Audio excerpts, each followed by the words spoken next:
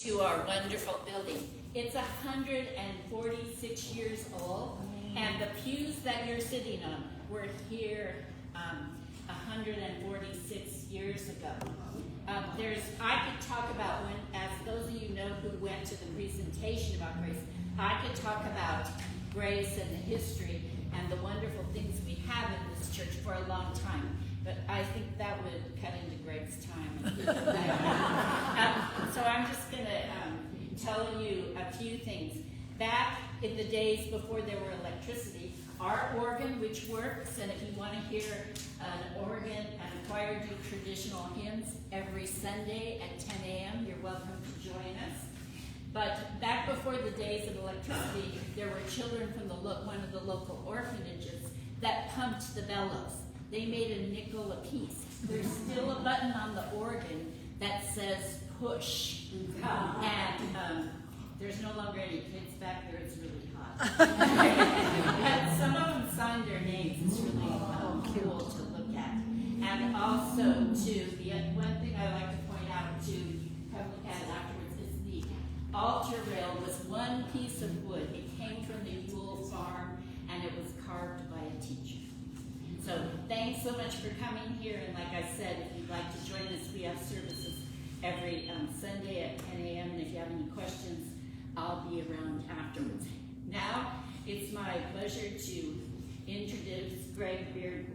Now, Greg wears many hats. He's a man of many talents, and it probably takes him a lot of time to keep up with all of them. He's a realtor, so he'll sell your house. He can tell you everything about safety and emergency preparedness. He has a group with that. He's a historian and has a long history here in Middle Tennessee. He knows a lot, but he doesn't know everything. Because today he walked in and he saw his family name on that window right there. Right? Right. And so today we're really pleased that Greg's going to be talking with us about some Native American sites that are here in the area. Yes, some Native American and the westward expansion, so to speak. Okay. So now, of course, the number one thing about Greg, and when I say this, all of you who also have this title know it's one of the best titles you have, is he loves being a grandpa. I do. I love being a nana, and all of us who are lucky enough to have grandchildren are delighted at them, and so happy. I'm sure kids are so happy that he gets to expose them to the history of the area as they grow to learn more about Tennessee. Thank you. Thank you.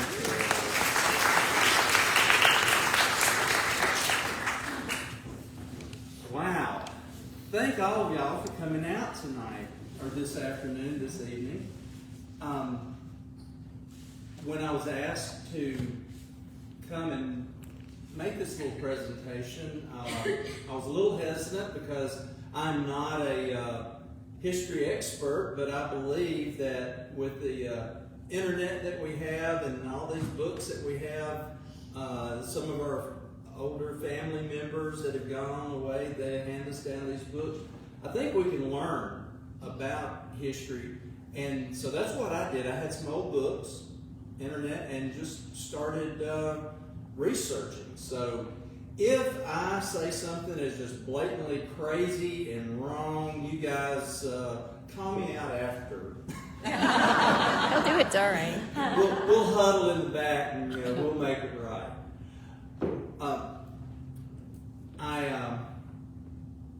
Spring Hill history, it's great. We have a lot of stuff here. And I know those who have attended history talks in the past are well aware of it. There are several of you here that have families that have been multiple generations, and you yourself have lived here for many decades. Tonight I wanted to take a different twist on this and go a little further out of Spring Hill. Now it's still going to be in Murray County, but I think it's interesting to see,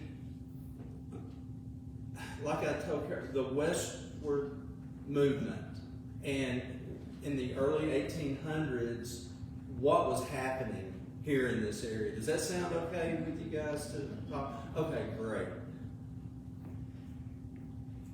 The first property I want to talk about is this building here. It was situated not far from here. If you know where the University of Tennessee Research Center is on Nashville Highway, right across from the Ultium plant, there's a road, Denning Road. Denning goes from Highway 31, meanders around through the farm over to Kedron Road. About a third of the way, there's a road called Brown Road, kind of at the top of the hill. I see young men back here, you know what I'm talking about. Okay. We drive it quite often and let our dog bark at the cows milk. Okay, great. This was a college in the area, Jackson College. Now, how many of you have ever heard of Jackson College? Okay, a few of you, great. So keep me honest on what I'm about to say here. Jackson College was founded, it was the Manual Labor Academy. And then later in 1829, through act of legislation, it actually became a college. And I don't know how to put this, but they taught young men how to work. And since there were other colleges similar to this more in the east, well, they had more industrial shops, things of that nature. We didn't have that in 1830 here. It was agricultural, so essentially they taught folks how to farm, these young boys how to, I guess, make a living and learn how to work.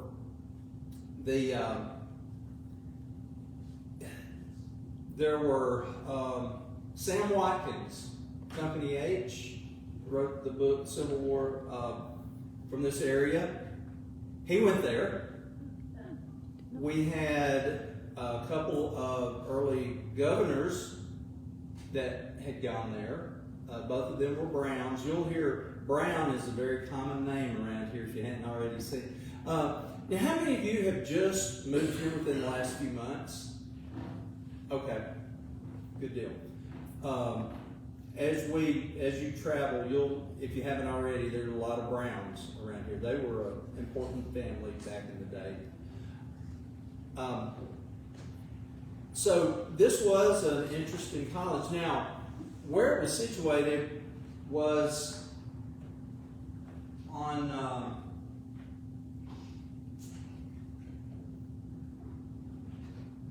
Brown Road in Denning. Can all of you see the red circle there? Okay. Denning kind of goes catty corner, and then Brown goes from top to bottom there. That's a general area, and you can drive down Brown and just kind of take a look and envision it. This was associated with the Presbyterian Church.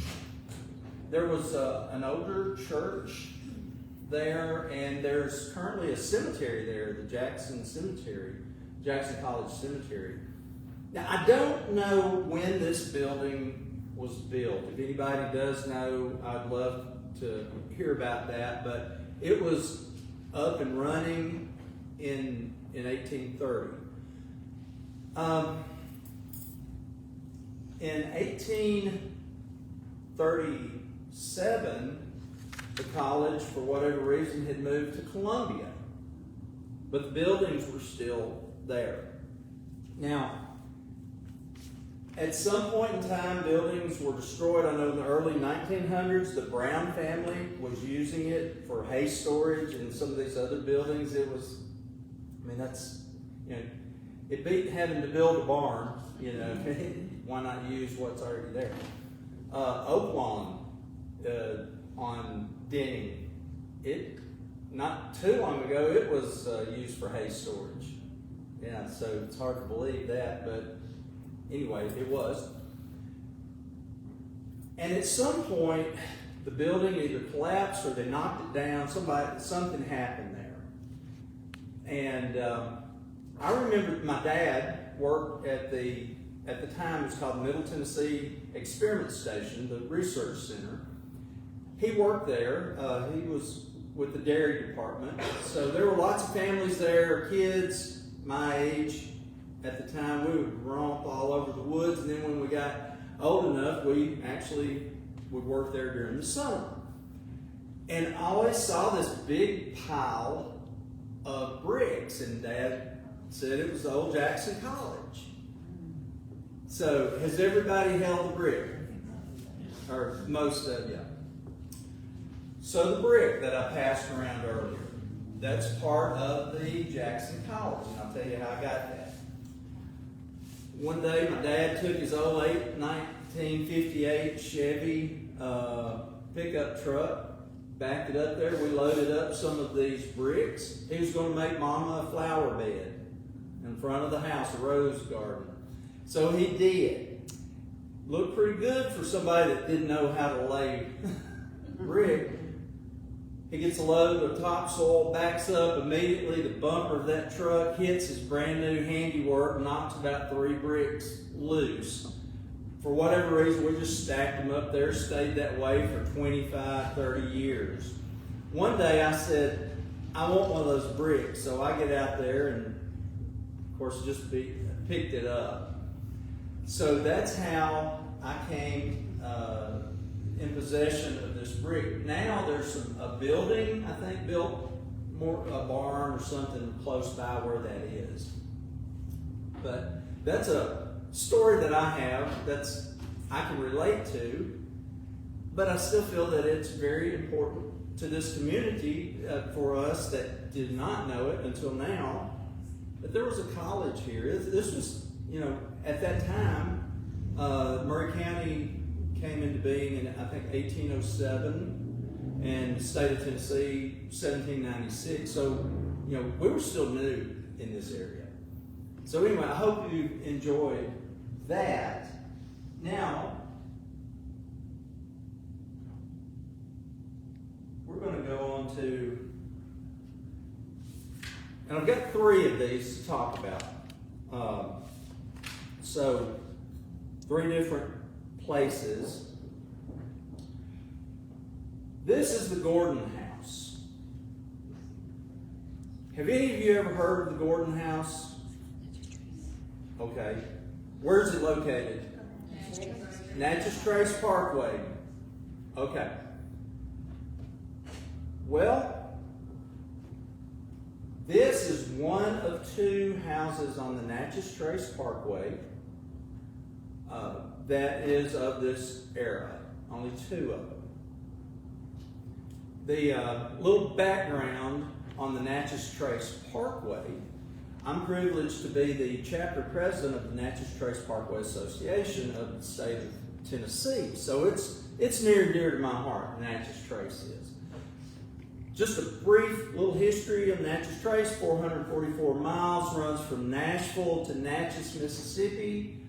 And it was a footpath, and then it became a little wider road. And then in the 70s, they finally, in 80s, finally got all the properties to make it contiguous. It was in sections back in the day. Back 20, 30 years ago is when it finally got completed in the mid-90s. Late 90s, early 2000s. There were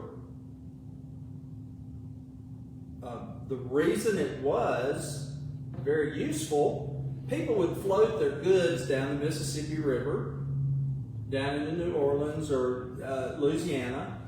They would sell everything. I heard even they sold the wood from their boats. Well, they put that money in their pocket and headed north.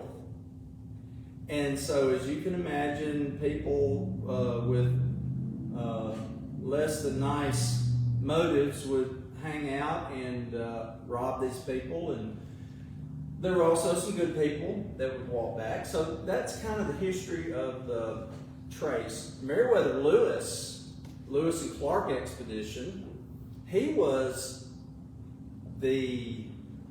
Jefferson had appointed him governor of the Louisiana Territory. Well, and you probably have seen, if you're familiar with the Natchez Trace, then you know about the Meriwether Lewis burial site.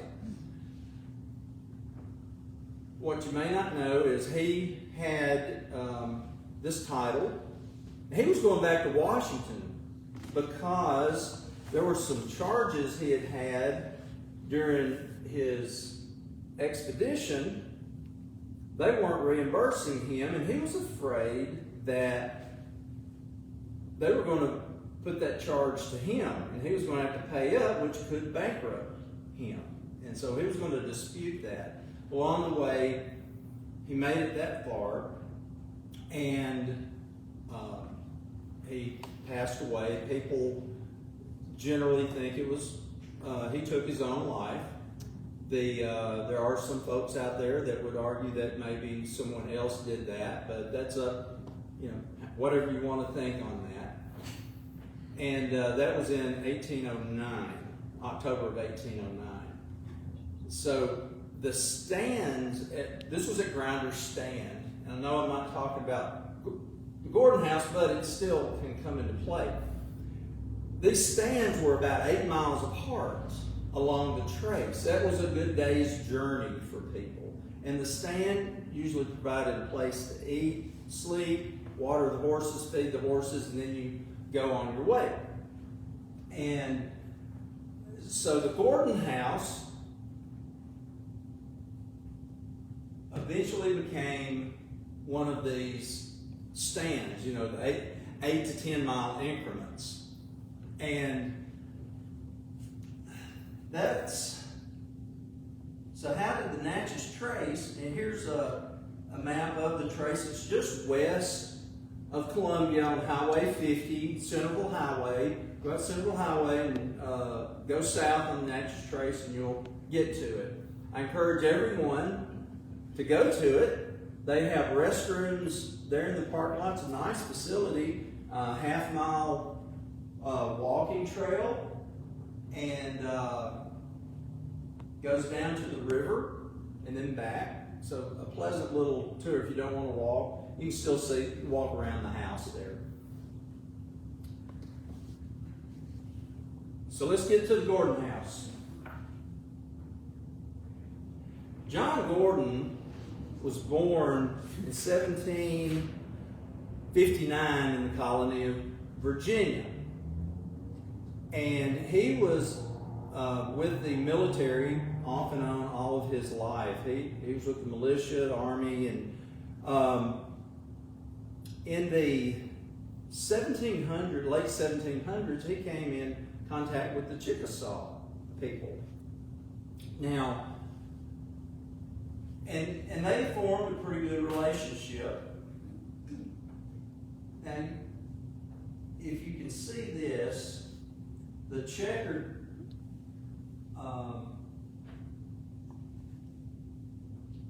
there's cross-section of Tennessee. You can see Davidson County, Williamson County, and Wilson County. The rest of that to the south was part of the Chickasaw land. And that was kind of like, the settlers didn't really go, they were okay, but you just didn't go there and start intruding and building things there. Well, in 1801, the United States government and Chickasaw people got together and they came up with a trail from Nashville down to Natchez, Mississippi, a bona fide pass-through. They didn't buy it. It was kind of like an easement. For $700 worth of goods, they bought this, the United States got this easement. Well, apparently Mr. Gordon, he was a pretty shrewd business guy. So it didn't take him long to approach the Chickasaw people and say, hey, Duck River is right here at this place. People need to get across. They don't like to get their feet wet. I want to set a ferry up and a little trading stand. Well, it just so happened he was talking to William Colbert, who was a mixed. He had Scottish. His dad was Scottish, and his mom was Chickasaw. So he was bilingual. You know, he was a pretty good guy. And this treaty of 1801 that I was just talking about, it was the Chickasaw Bluff Treaty. He was one of the signers of that. So he was an important leader in the Chickasaw Nation. He was granted this opportunity to set up a ferry and a trading station stand there. He was still in Nashville. He was the first postmaster of Nashville. He was the first justice of the peace. And now he was this. So you can see he was kind of an entrepreneur. Also, he was with the military. He was with Andrew Jackson throughout his life, doing some war things, battle things, and just back and forth. With that, 1805 came around, and the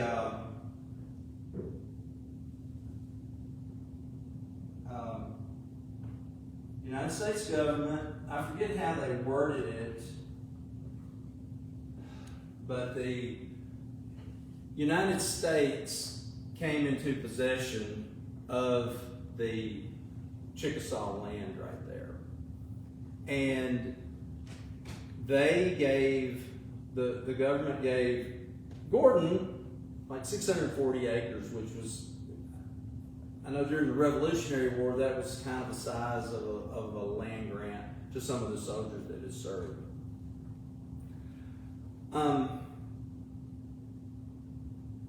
Now, at some point,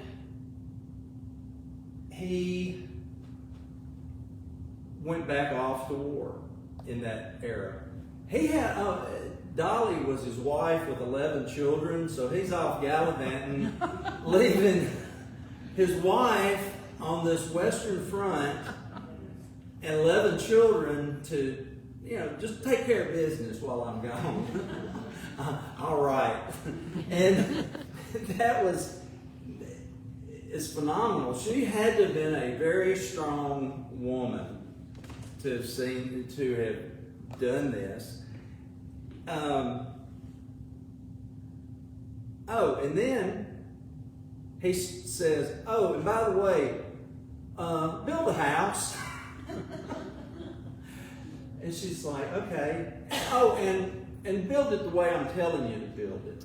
Put these windows here and here, and use this wood and that. While he's, War of 1812, taking care of business down in Louisiana and then other places, but he's writing home, making sure she's, not watching the soap opera. He's wanting to make sure she's doing her part to make this a homestead. And so they finished it in 1818. And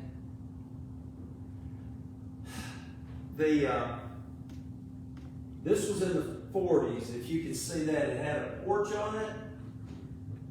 So they lived there. Now, I'm getting a little ahead of myself.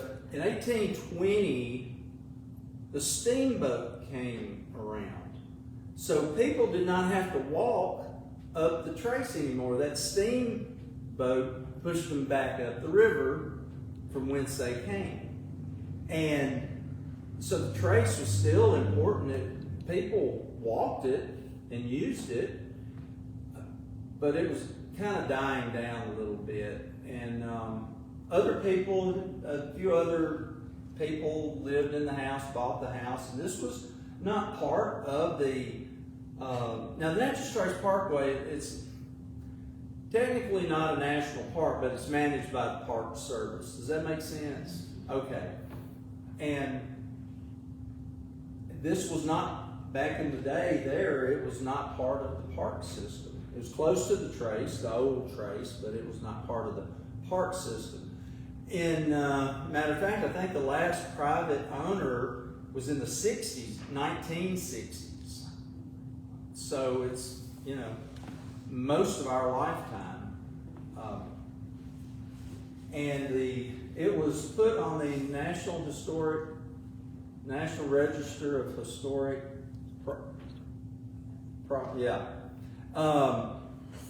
in 74. Application was there. And it was accepted, and now it is part of the Natchez Trace. Oh, and by the way, the house was finished in 1818, and he is coming back home, and he dies in 1819, pneumonia. And Dolly's like, I cannot catch a break, but it's not like you were here anyway helping me. So, you know, I don't know how much of a loss, but no, I'm not going to say that. But she still had 11 kids she had to take care of, and a business. If you go down Highway 412 to the Natchez Trace, in between Meriwether Lewis, you pass through a little town called Gordonsburg, a little community, and that was named after him. He is buried in Rose Hill Cemetery in Columbia. Now, I don't know where Dolly wound up, but she may be there too. I've not been to his tombstone, but I found that out, that he was buried in Rose Hill Cemetery. But as you can see, in 1947, 48, there was a porch there on the front. Well, that porch is no longer there. They took that down. It's got like 4 or 5 rooms in it, 2 rooms upstairs, 2 at the bottom, made of ash and poplar, just kind of like a typical antebellum type home you would see. It was facing toward the river. It's facing to the south. So probably it was heated by the 2 fireplaces on either side of the house, the east and the west side. I've got a document from 1969 from the government showing what all they want to do with these properties on the Natchez Trace Parkway. And one of them was for this to be an interpretive center, just to have somebody there, a resident, doing fun stuff to talk about the trace. That never happened. As a matter of fact, a meeting that I went to last year said that it's really low on the priority list of ever having something done to it. And I don't like that, but apparently the government's got other things more important than the Gordon House. But I would love to see that in my lifetime, or while I'm still serving, to see something happen to that, because you know, if a house is not properly maintained, it's going to fall. Eventually, it's going to have a problem.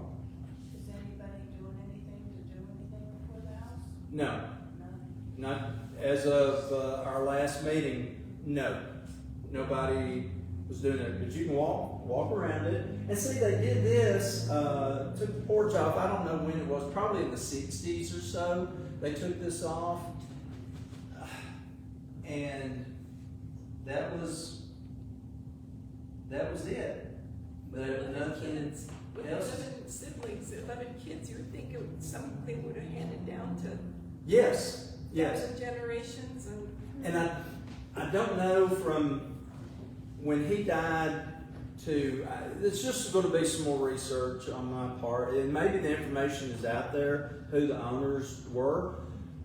And I said Murray County. This is actually in Hickman County, but it's at the Hickman-Murray County line. And it was so important, I wanted to share this as a peripheral again, 1808, 9,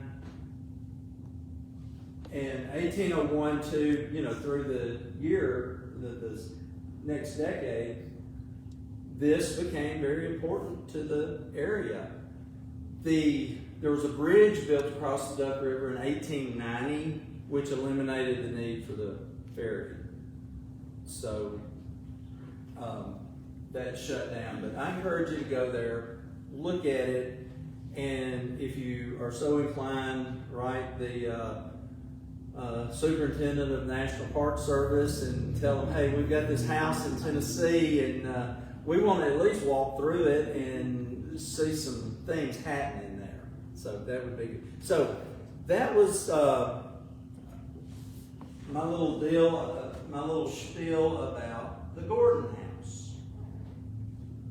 When you drive down the Natchez Trace, is there signage that shows where to go? Yes, it is. This is at mile marker 410, I think, and 444 is in the Nashville area, the terminus. I will tell you this, I drove that a few years ago, and I spent 3 days on it, sightseeing, and when I got down to Natchez, Mississippi, it just ended. I turned around and went back and made sure I was, no balloons, no fanfare, no sign that said, yay, you did it. It just pulls off the road and that's it. And so, but anyway, if you get down to Natchez, be prepared for, kind of a boring ending there.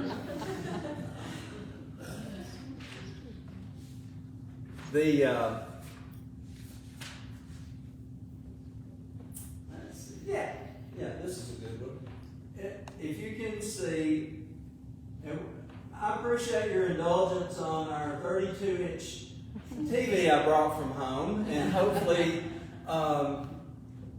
you can at least tell that it's a cabin, house, sky, you got it.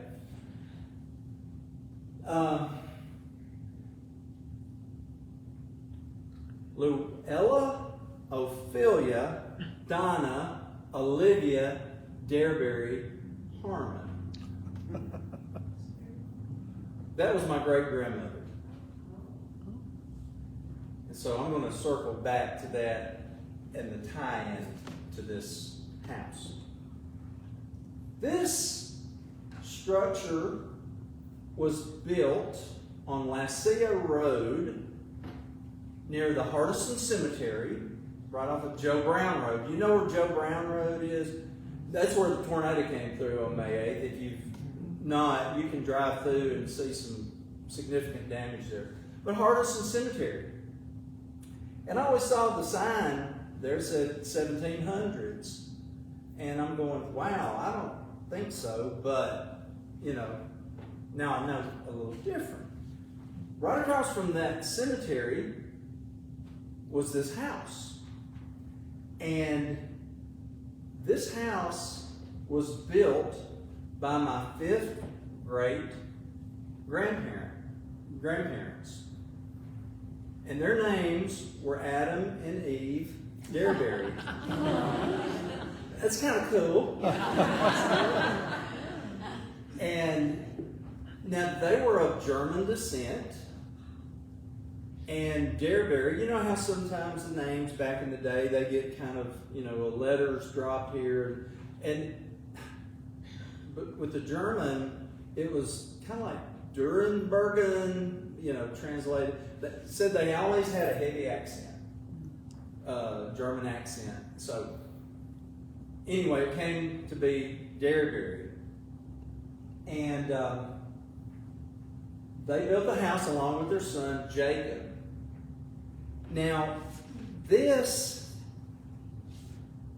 was in about 1803. 1801 to 1803. Remember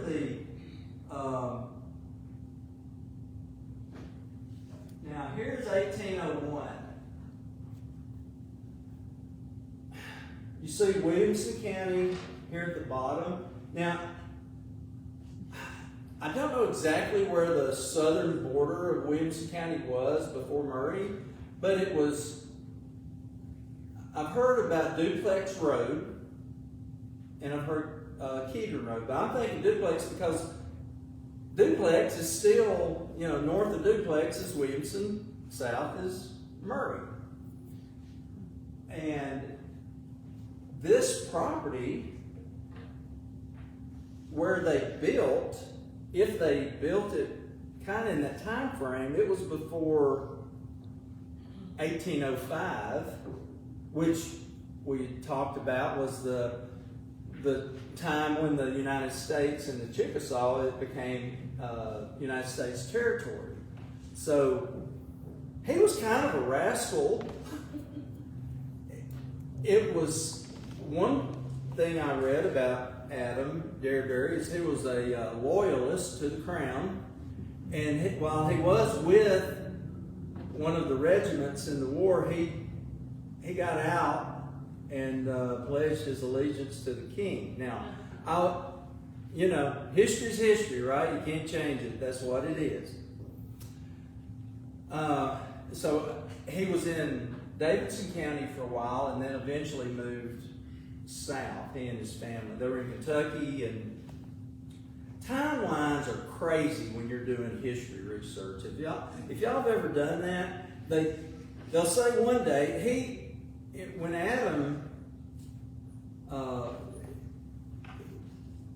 when John Gordon, it was like a 4 or 5 year span of what his age actually was, some of these documents, but when he was born, so you don't really know how old he was, but that happens there. So if the dates kind of match up, he was in no man's land. He was not supposed to build there, but he did. And look, this is on the National Register as well, this house. And I want to show you the progression of the state. And in just like 8 years, they got so much territory here and put all these counties here. So you see Williamson County, now it goes all the way down to what is now Murray and Giles County. That was 1803. And then 1807, you see Murray County actually went down to Alabama. Did y'all know that? And then 1809, it's showing Giles County and Murray. So by then, he was pretty secure in that he had some protections that the United States government could offer Adam and Eve.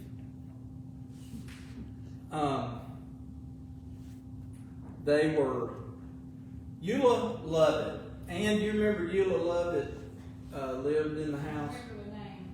Judy, do you remember Miss Eula? Judy Davis, who used to be Dareberry, she's one of my cousins.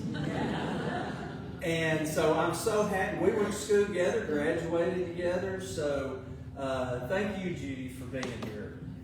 And so Miss Eula Lovett lived there. She married a Davis Lovett, who was a direct descendant of Adam and Eve. He was not my direct descendant. There were several. If you've ever seen Dareberry name around any place, okay. Have you seen Hardison name? The Hardison, Hardison Mill, Hardison this, after Jacob, somewhere in there, there were 6 Dareberries that married 6 Hardisons. So, if you see, my mom always has said the Dareberries and the Hardisons, we're kin to all of them. I believe that now. So that just kind of shows you what it looked like. Now, this is Davis Lovett. Judy, I don't know if you, the young boy here in front of the house, that's Davis Lovett, and I remember him, he and Miss Eula. I just didn't know that we were related until a few years ago because Mom had never told me that. And so you can see the house has come a long way from the log cabin. In some of the paperwork, and this was a sign that was put in front of the house back in the 90s, there's an Indian burial ground to the east in a grove of trees. Now, this was done back in the 90s, and for her recollection, that's what she said, how she worded it. And there was a footpath to that's back side of the house. There was a footpath used by the Confederate and the Union soldiers going down to get water back and forth. Now, she was a historian in her own right, so I don't doubt that. I want to go there and knock on the people that built there and see if I can roam around a little bit and do a little looking. And I did some examination through, I don't know if you've ever heard of LIDAR. It's a kind of a radar up the ground. Using laser. Yeah. And so it removes the vegetation and shows the outlay of the ground. And sometimes you can see old road beds or house. So I've been using some of that and found some interesting stuff that I want to go check out.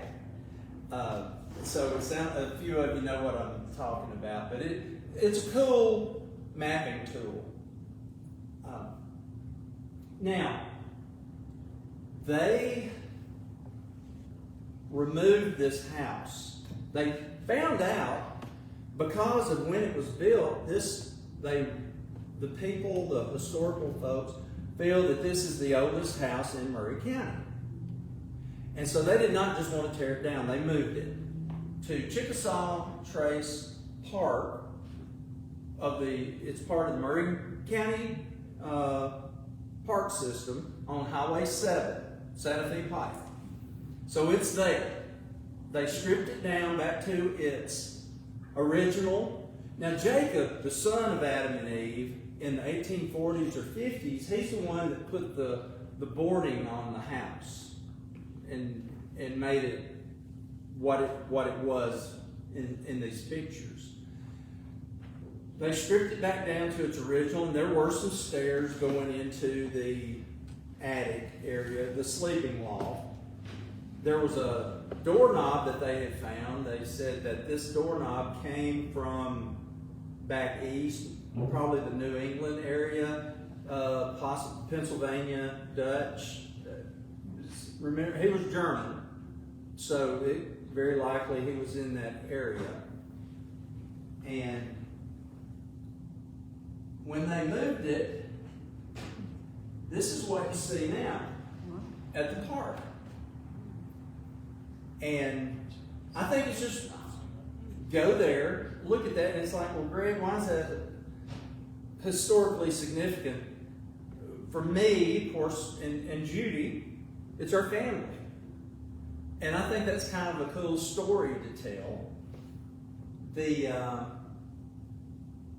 Him building on the wild frontier, if you will, that's kind of cool. And not speaking English or speaking English very well, and for him to interact and be around other folks was phenomenal. It took a different breed of people to move west. And in the early 1800s, this was kind of the frontier in this general area.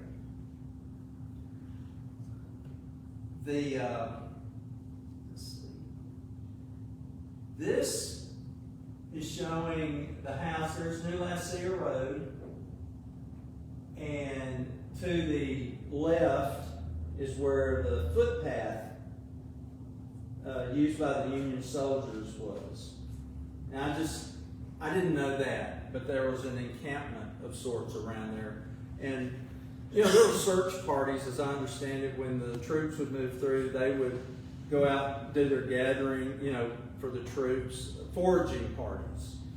And they may venture a mile or more away from their main encampment. So that may have possibly been what was going on here. Encampment, they used to encamp along houses in the backyard, so to speak. And I've done a little bit of metal detecting and with my brother-in-law Gwen, and have found some mini balls at a house where they were getting ready to tear down out on Bear Creek Pike. So I believe that. Now, Greg, you said Luella, Ophelia, Donna, Olivia, Derberry, Harmon. What in the world? Well, William Derberry, a direct descendant, Adam and Eve, and then Jacob, and then Joseph. You gotta love those Bible names, right? Now, there was one in there called Newt. I hadn't found that one in the Old Testament yet. Yeah, Adam, Eve, Jacob, Joseph, and Newt. So, Cain and Abel. no Cain and Abel yet. But I'm still digging. And so William was in the war between the states. He was my great-great-grandfather. He was wounded in Virginia. He was with Company H, Sam Watkins. And he was, when they did the Virginia, Sam talks about going to Virginia and out to the east.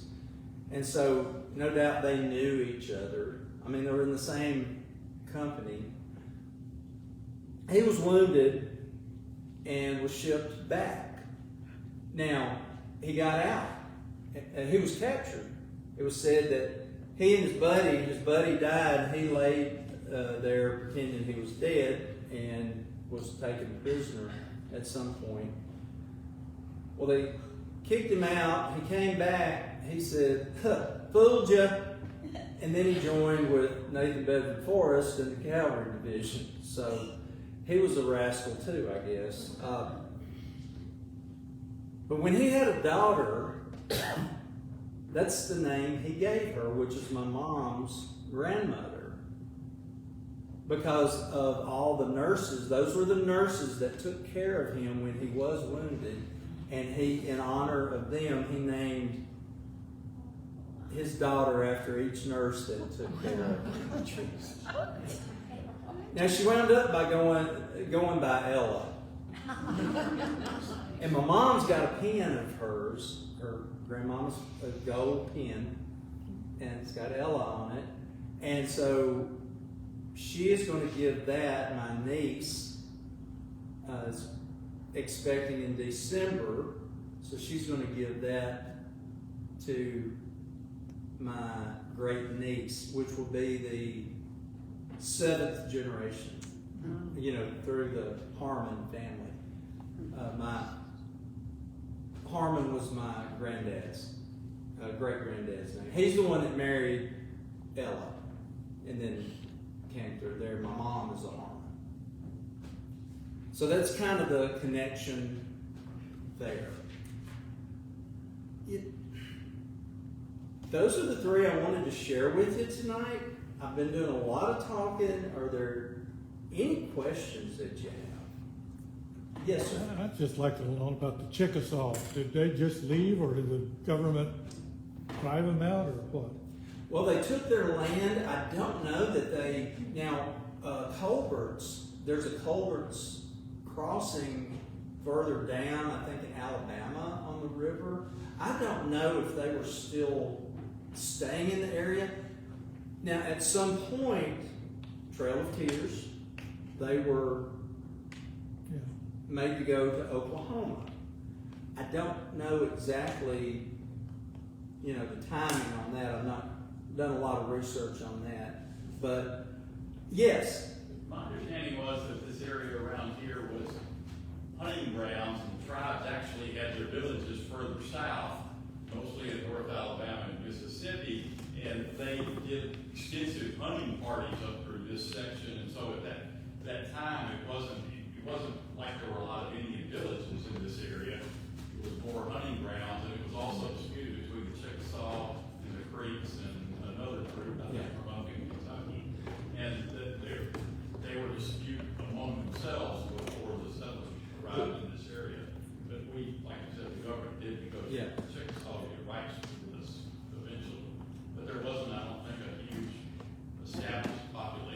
the sources that I've said that yes, hunting ground is part of their territory, so to speak. But yeah, in North Alabama, in the Alabama areas where Colbert had more of the village type setup there.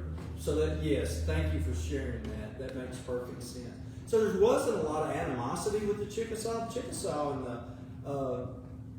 the folks at the White House, they got along, fairly well because they had common enemies along the way. The Chickasaw, there were several of them that went War of 1812. So, but thank you for sharing that. Is that okay? Yes. I wanted to know if you could elaborate at all on the Native American cemetery. Is anyone doing anything with that? Is that identified as something that people can go look at? The Native American cemetery. Right.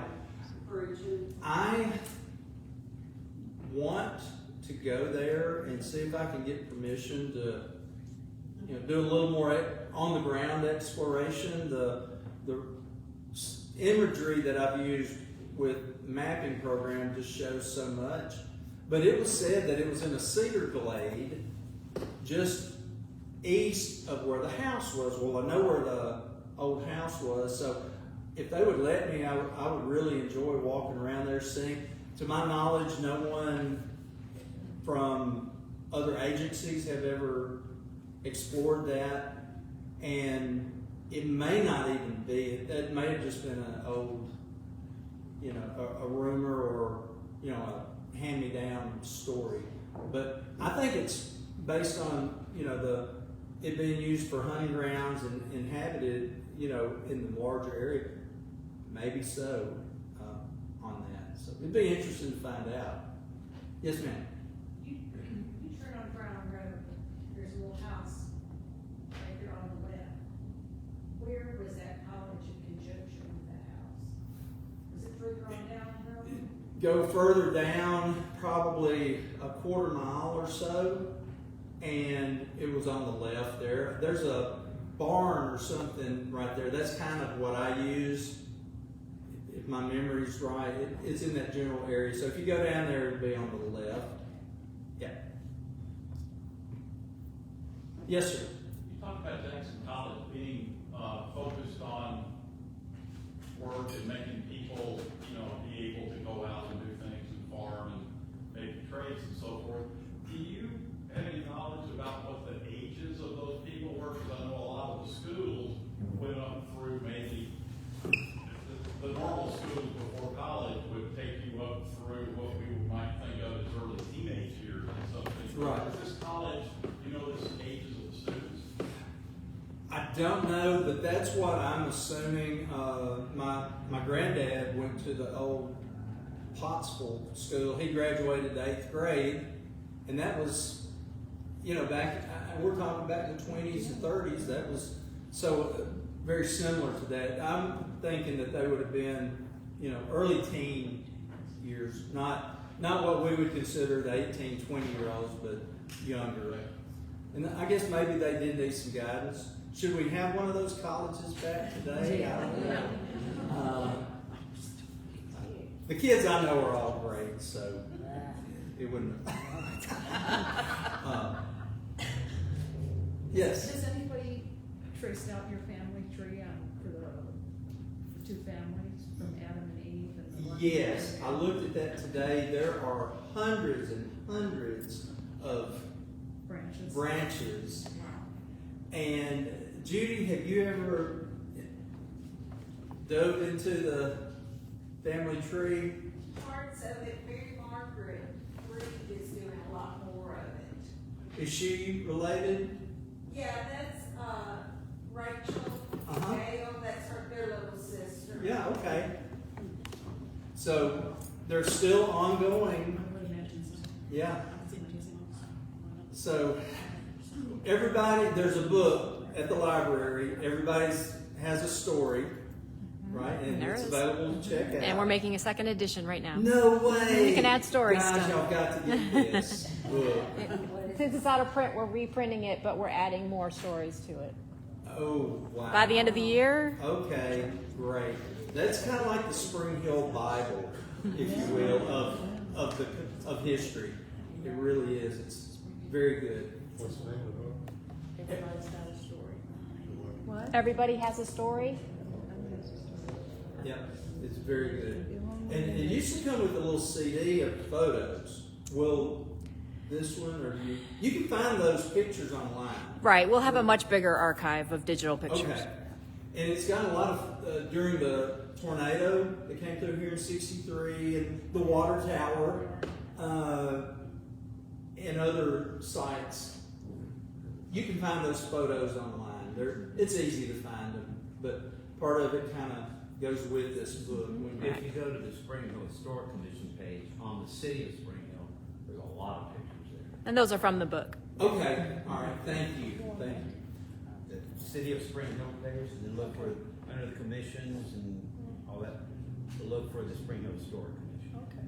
Spring Hill Historic Commission on the Spring Hill City webpage will show some photos there. Any other questions? Yes. You know, you've mentioned that Maury County and Williamson County was sort of on Duplex Road. And I was wondering, how did it get a name, Duplex Road? You know, about that? Well, it used to be, I don't know, it used to be called Mount Carmel. There was a If y'all have horse. heard of that, there's Mount Carmel Church on Highway 431. And There was a horse named Duplex. Sired. Okay. The mother was Simplex. And, so there's a horse named Duplex. and the horse was at the end of the road. Was that part of the Pointer Perhaps. plan, the Star Pointer? It'll be in the book. We're releasing another book as well, a pictorial history of Spring Hill, and Duplex is featured along with Star Pointer and Billy Direct and Haynes Peacock, all of our great horse racing and horse breeding and This was going to ask, is it had something to do with all the horse racing that's here before we moved up to Kentucky? Pop Jeers.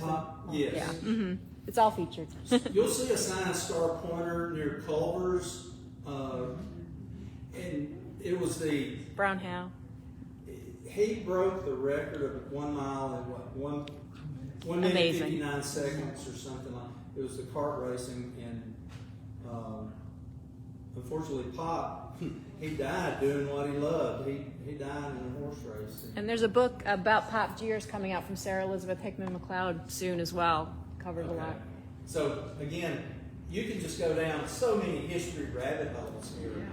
And you know, Teddy Roosevelt came through the area in the early 1800s, rode a train. He was promoting his book, The Westward Expansion, Westward Movement, and he stopped at the Yule House, and a mockingbird kept him up, and he wrote a little poem about the mockingbird, and it's in that book. So if you can find that and want to take the time to research and find it, I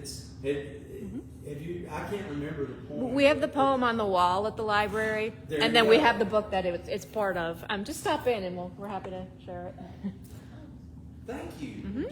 I looked and looked for that poem one day, and I could not find it online, and I was not going to read that whole book. Just No, for that. it's quite, That's a lot of words. it is a lot of words. Anything else? Yes, sir.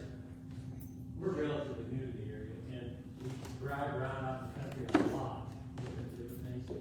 When we go out duplex towards, Lewisburg Project? Yes. Isn't there a little sign or something, or a church that's, like, duplex might have been a little village on the east side of 65? The community. It could have been. I'm not familiar Yes, with it. it's still a community. It's still a thriving community. Okay. She says still private. Thriving. Farm. Okay. Farming community there.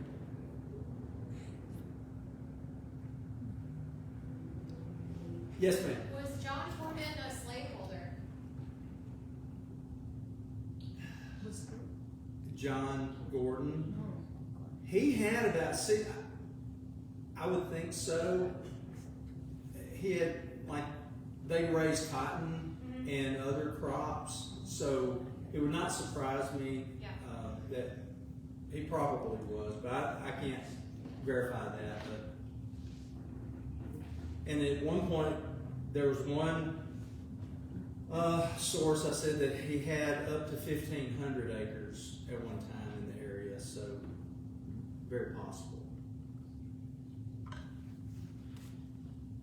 Thank you guys so much for being here.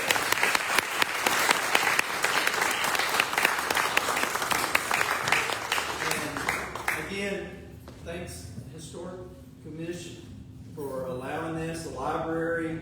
Go check them out. And if you're on Facebook, you can usually find me somewhere in there. Just look Greg Bearden and make contact. And if I can answer any other questions, let me know.